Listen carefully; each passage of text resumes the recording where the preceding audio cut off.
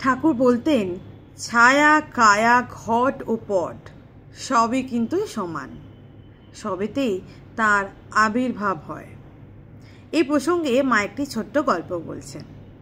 মা তখন পুরীতে গেছেন।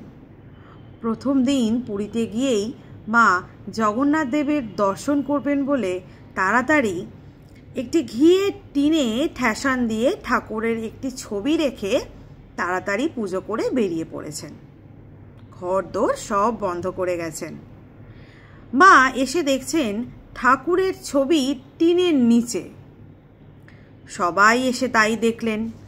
সকলে মনে করলেন বোধহয় চোর ঢুকেছিল, কিন্তু ঘরের জিনিসপত্রের কোথাও কোনো পরিবর্তন নেই।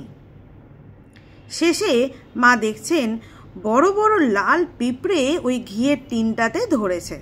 ঘিয়ের টিন কিনা, সেই পিঁপড়ে ঠাকুরের ছবিতেও ধরেছিল। তাই ঠাকুর নেমে বসেছেন।